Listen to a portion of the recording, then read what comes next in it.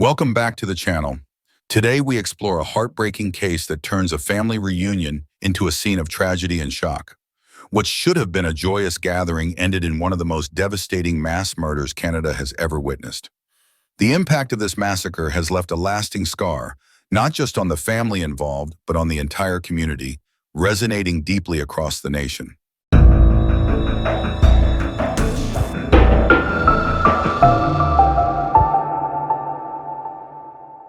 In 2011, Dhanushka Wickramasinghe left Sri Lanka, driven by a singular purpose: to carve out a promising future for his family in Canada. The decision was not an easy one, but he was determined to create a better life filled with new opportunities. Arriving alone, Dhanushka faced years of loneliness and hard work as he laid the foundation for what he hoped would be a brighter future. He secured employment and worked tirelessly to establish a small cleaning business. His sacrifices paid off when, in the summer of 2023, his family was finally able to join him in Ottawa. Dhanushka's wife, Darshani was a former teacher with a strong passion for education. Together they had 3 children: Inuka, a bright and energetic 7-year-old, Ashini, their spirited 4-year-old daughter, and little Renaya, who was just 2 years old. The family's joy multiplied with the arrival of their youngest daughter, Kelly, born in Canada mere months after their reunion. For Dhanushka and Darshani, every moment spent with their children was a cherished milestone, a testament to the hardships they endured and the resilience they cultivated. The family quickly settled into their new life in a quiet Ottawa suburb. Their days were filled with the innocent laughter of children, family meals, and dreams for the future. Inuka and Ashini attended a nearby school, eagerly making new friends and learning about the world around them. Renaya's playful antics brought lighthearted moments, while baby Kelly's arrival completed the picture of a loving family beginning anew. But behind the facade of joy and optimism, there were challenges. Adjusting to a new country, navigating cultural changes, and building stability took time and perseverance. Through it all, Dhanushka and Darshani held on to each other, determined to make their new life work. What no one could predict, however, was how abruptly and violently their story would take a tragic turn, forever altering the lives of those they touched. On the night of March 6, 2024, a devastating massacre unfolded in the Barhaven neighborhood of Ottawa, Canada, forever altering the lives of the Wickramasinghe family. What should have been a place of safety and warmth became the setting for unimaginable violence. Upon returning home around 10:30 p.m., Dhanushka Wickramasinghe was met with a horrifying scene that would shatter his world. Inside the home, 19-year-old Febrio De-Zoysa, who had been staying there with Dhanushka's hospitality, turned on his host, unleashing a brutal attack with a sharp-edged weapon.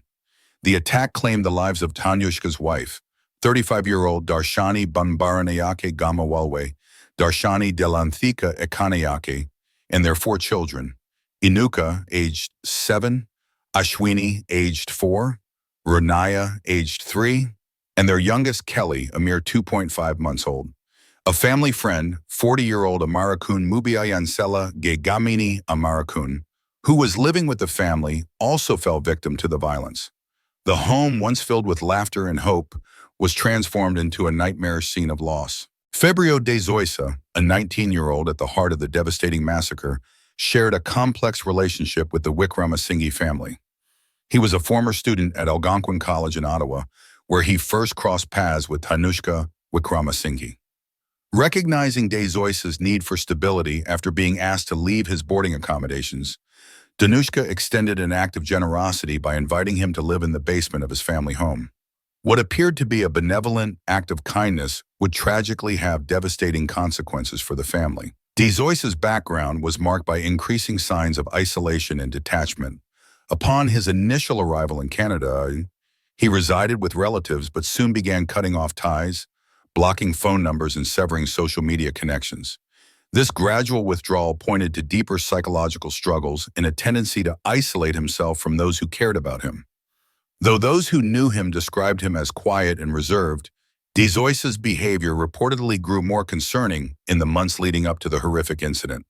While there was no documented criminal record in his past, reports of De-Zoysa's struggles with mental health, including potential thoughts of self-harm and social withdrawal, became evident during the investigation. This raised serious questions about his mental state and what might have driven him to commit such a shocking act of violence.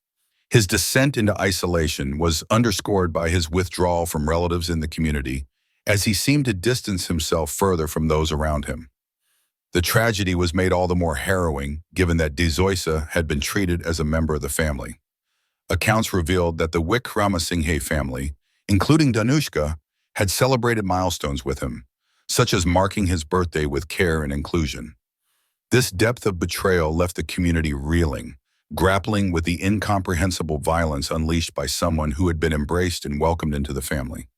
The actions of Febrio De-Zoysa shocked not only those who knew him, but also the broader public, sparking difficult questions about mental health, isolation, and the unpredictable darkness that can emerge within seemingly familiar faces. As investigators and community members search for answers, the tragic loss serves as a sobering reminder of the complex interplay between mental well-being, human relationships, and the potential for devastation. On the evening of March 6, 2024, the Wickramasinghe family home in Barrhaven, Ottawa, became the scene of a devastating and incomprehensible tragedy.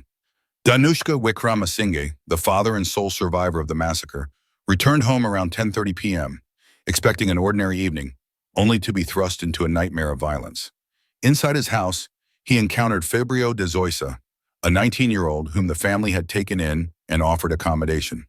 De-Zoysa, for reasons that remain unclear, had armed himself with a sharp-edged weapon, later described as a knife or knife-like object.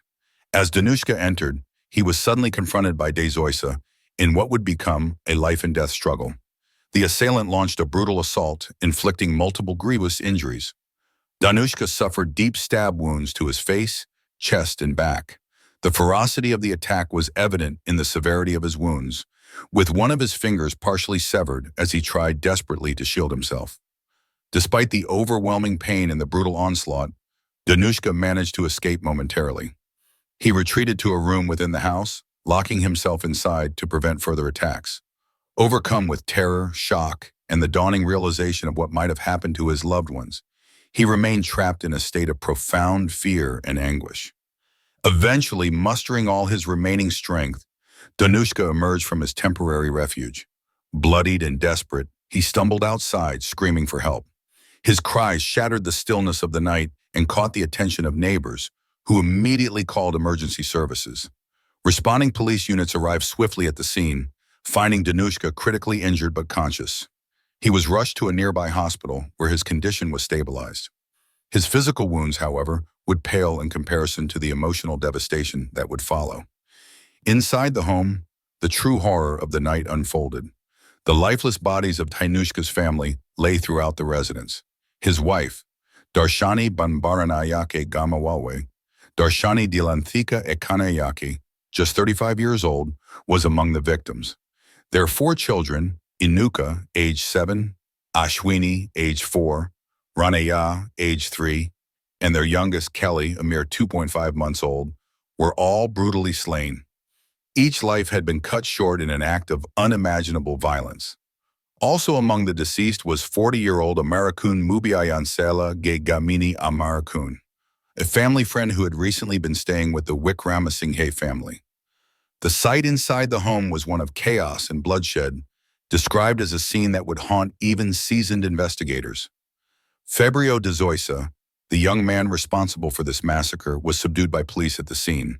He was arrested without further incident, though the motive for his rampage remained shrouded in mystery. Authorities charged De-Zoysa with 6 counts of first-degree murder and 1 count of attempted murder for his attack on Dhanushka. In the aftermath of the massacre, the community and nation grappled with shock and grief.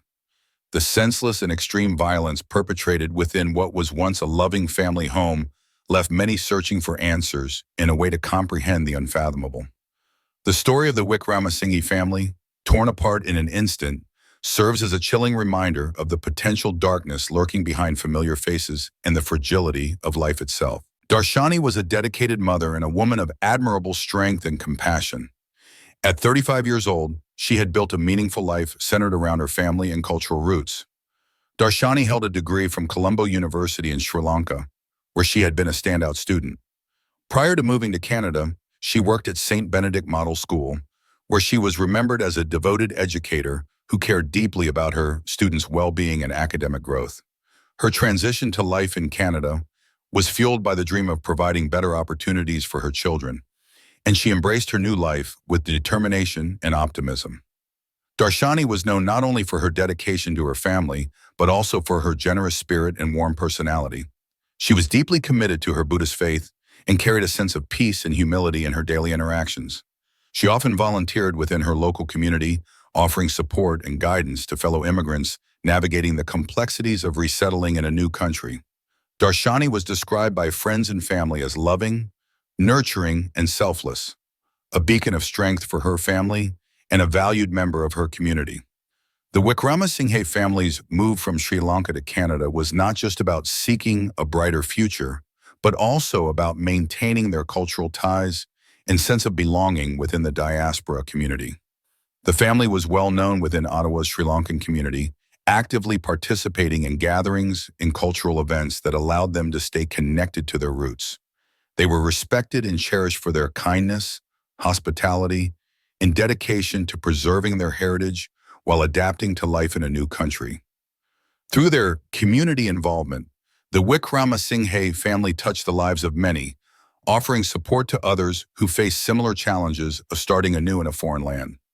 Darshani, in particular, was a guiding presence, offering advice, friendship, and encouragement to those who knew her. Her passing, along with the tragic loss of her children, left a profound void within the Sri Lankan and broader Ottawa communities, who mourned not just the loss of lives, but the silencing of a warm, hopeful family spirit. The aftermath of the massacre of the Wickramasinghe family sent shockwaves through Ottawa and reverberated far beyond, reaching both the Sri Lankan community in Canada and grieving loved ones back in Sri Lanka. The tragedy claimed the lives of Darshani Dilanthika Ekanayake, her 4 children, and a family acquaintance, leaving Dhanushka Wickramasinghe as the sole surviving family member. The loss of life was unfathomable, and the weight of the grief was evident as communities mourned together. Darshani's mother, Gantha Ekanayake, recalled her final conversation with her daughter on the night of March 6, 2024. As they spoke, she sensed something was troubling Darshani, but their conversation ended quickly without delving into details. The next day, Gantha's worst fears were realized when news broke of the massacre. Her grief, compounded by the memory of that last call, became a painful reminder of what could never be undone. The tragedy sparked a wave of sorrow and disbelief in the Ottawa community and among the broader Sri Lankan diaspora. Neighbors who had grown to know and care for the family spoke of the warmth and kindness of Darshani and Dhanushka. Vigils were held, with hundreds gathering to pay their respects and share in the collective grief. The handmade cards from children at the school attended by Anuka and Ashini were laid at the scene, expressing love, memories, and the irreplaceable loss of their classmates. Candles, flowers, and heartfelt messages served as silent witnesses to the community's pain. The funeral ceremonies for the Wickramasinghe family were deeply emotional and steeped in tradition. 5 coffins, 3 small white ones for the children and 2 larger ones for Darshani and the family friend, were brought together in a somber ceremony. Buddhist rituals were performed alongside prayers and reflections from other religious leaders, emphasizing the need for unity, strength, and compassion in the face of such incomprehensible loss. Dhanushka, still recovering from his injuries, stood alongside family members and community leaders, his face etched with grief and disbelief. He expressed his deep gratitude for the support he received, but was clearly overcome with the weight of his loss. In an outpouring of support, members of the Sri Lankan community and other residents of Ottawa mobilized to help. A fundraiser was launched with the aim of easing Dhanushka's financial burden and helping him rebuild his life. Contributions poured in rapidly, reflecting the immense compassion and solidarity of the community. The GoFundMe campaign raised hundreds of thousands of dollars within days, demonstrating not only the desire to provide material support, but also the overwhelming empathy of strangers, friends, and neighbors alike. Amid the grief, there were calls for reflection and heightened awareness about the challenges and risks faced by new immigrants and international students. The tragedy served as a stark reminder of how fragile and unpredictable life can be, and inspired efforts to foster greater support networks for those starting new lives abroad. It also brought to light the importance of vigilance and community care to prevent similar tragedies from occurring. As the Wickramasinghe family's story unfolded, it became a symbol of both profound loss and extraordinary resilience. The community's response showed that even in the face of darkness, compassion and solidarity can bring hope and healing to those left behind. The legal proceedings surrounding Febrio De-Zoysa, the 19-year-old suspect in the massacre of the Wickramasinghe family, have been closely monitored by both the legal community and the public due to their complexity and gravity. De-Zoysa was charged with 6 counts of first-degree murder and 1 count of attempted murder for the attack on Dhanushka Wickramasinghe. The charges reflect the premeditated and heinous nature of the crimes, and De-Zoysa has been kept in protective custody since his arrest. The court hearings for De-Zoysa have involved a range of legal considerations, including determining his mental competency to stand trial. His legal counsel has been engaged in discussions with the Crown Attorney's Office to ensure full disclosure of the evidence, which includes witness statements, forensic findings, and other relevant documentation. Legal experts have speculated that the trial could extend for several years due to its complexity, the need for thorough psychiatric evaluations, and the volume of evidence to be examined. The possibility of De-Zoysa raising a defense of not being criminally responsible due to a mental disorder remains a point of consideration, adding another layer of intricacy to the case. The investigation into the massacre has been described as both complex and emotionally challenging. Law enforcement and forensic teams have pieced together evidence from the crime scene, sought to understand De-Zoysa's background, and explored his interactions with the Wickramasinghe family. The precise motive behind the brutal attack remains unclear, fueling public curiosity and speculation.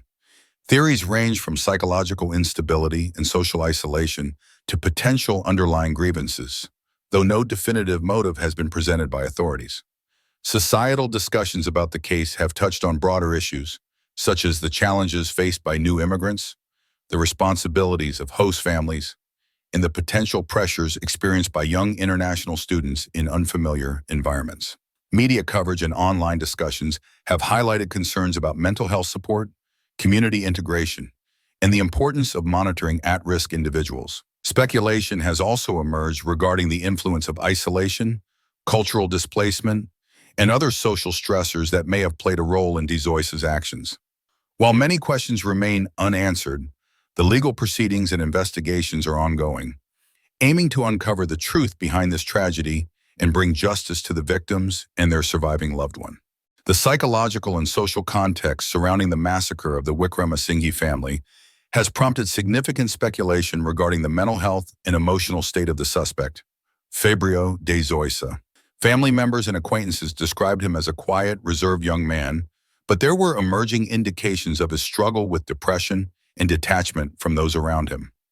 De-Zoysa's background, including his departure from school and limited connections with his community, points to possible social and emotional challenges.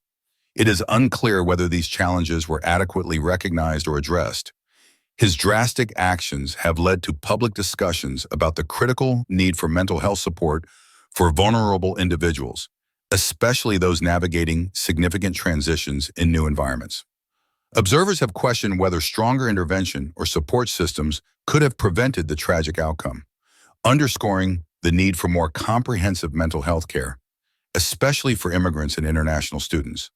The community has been profoundly impacted by the tragedy. Residents of Ottawa, particularly those within the Sri Lankan community, have expressed grief, disbelief, and a heightened sense of vulnerability. The massacre has underscored the challenges faced by new immigrants trying to build their lives in a foreign land, highlighting the tensions and complexities that can arise even within seemingly supportive situations. The family's kindness towards De-Zoysa, taking him into their home, celebrating his milestones, and attempting to create a sense of belonging for him, stands in stark contrast to the violence that ultimately unfolded. This juxtaposition has led many to reflect on the fragility of human connections and the potential for deep-seated issues to remain hidden behind seemingly ordinary interactions. The broader societal concerns stemming from this tragedy include discussions on community integration, the importance of building support networks, and the role of early intervention for individuals exhibiting signs of mental or social distress. As the community mourns the loss of the Wickramasinghe family, there is a collective call for increased awareness and resources to address the complex intersections of mental health, social isolation, and immigrant experiences, aiming to prevent such devastating acts in the future. The tragedy serves as both a stark reminder of human compassion and a sobering reflection on the need for vigilance and empathy within our communities. In conclusion, the tragic massacre of the Wickramasinghe family has left a deep and lasting impact, not only on the Ottawa community, but on all who have learned about this horrific event. The loss of Darshani Wickramasinghe, her children, and their family friend underscores the fragility of life and the unexpected depths of human violence.